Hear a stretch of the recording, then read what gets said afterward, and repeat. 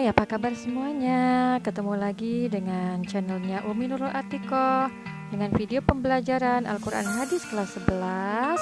Tema kita hari ini adalah tentang toleransi beragama. Selamat menyaksikan.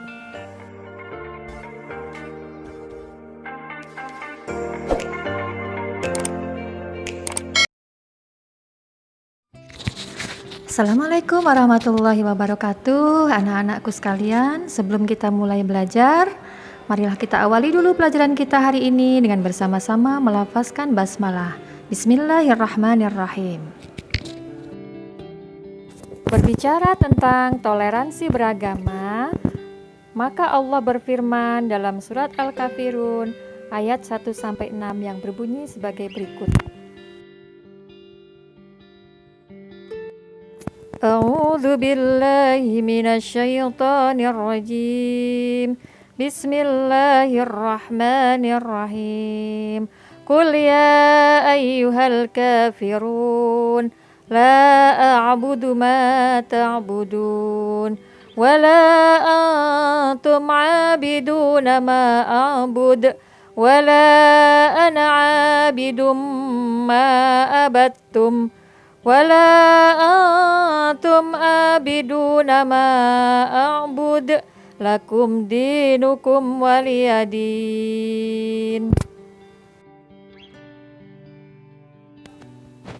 Artinya, katakanlah hai orang-orang kafir, aku tidak akan menyembah apa yang kamu sembah, dan kamu bukan penyembah Tuhan yang aku sembah, dan aku tidak pernah menjadi penyembah apa yang kamu sembah. Dan kamu tidak pernah pula menjadi penyembah Tuhan yang aku sembah.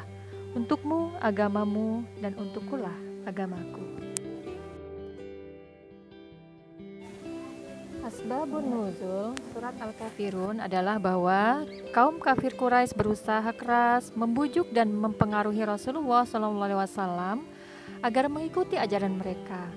Mereka menawarkan harta, kekayaan yang sangat banyak agar beliau menjadi orang terkaya di kota Mekah. Kepada beliau dijanjikan akan dikawinkan dengan wanita yang paling cantik, baik gadis maupun janda yang beliau kehendaki.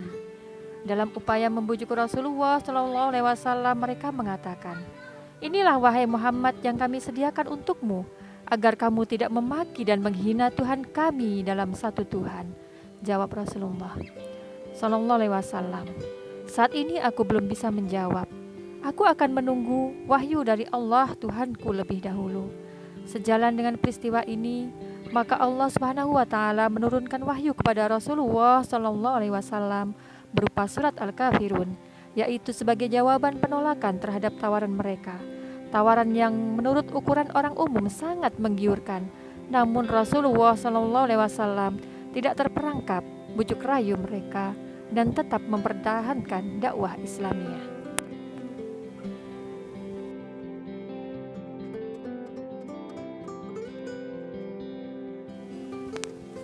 Makna ayat dari surat Al-Kafirun ayat 1-3 adalah bahwa Allah SWT menegaskan bahwa Nabi Muhammad beserta orang-orang mukmin tidak menyembah berhala yang disembah oleh masyarakat kaum Quraisy.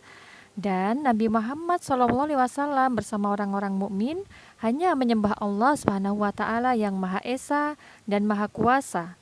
Berhala-berhala yang mereka sembah itu tidak dapat memberikan manfaat atau madarat kepada penyembahnya, dan hanyalah menyembah Allah SWT, Tuhan yang tidak bersekutu, tidak beranak dan tidak diperanakkan.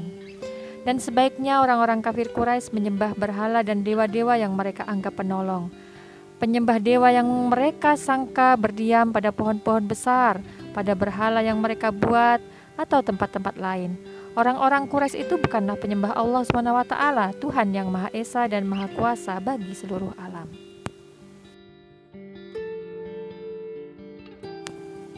Pada surat Al-Kafirun ayat 4 ditegaskan bahwa Nabi Muhammad bersama orang-orang mukmin tidak pernah menyembah berhala yang disembah oleh orang-orang kafir dan tidak akan menyembah berhala dan patung.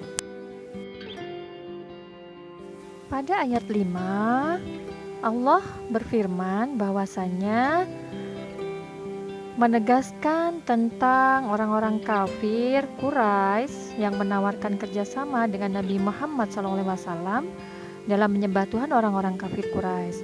Oleh karena itu Allah mewahyukan kepada Nabi Muhammad tentang keadaan orang-orang kafir Quraisy yang sebenarnya. Sementara itu, dalam ayat 6 dari surat Al-Kafirun ini ditegaskan bahwasanya jangan mencoba-coba mempengaruhi Nabi Muhammad SAW dan orang-orang mukmin. Untukmu ikutilah ajaran agama Tuhanmu yang mempersekutukan Allah, sedangkan untukku bahwa itu akan mengikuti agamaku yang mengerjakan iman tauhid kepada Allah Subhanahu wa Ta'ala.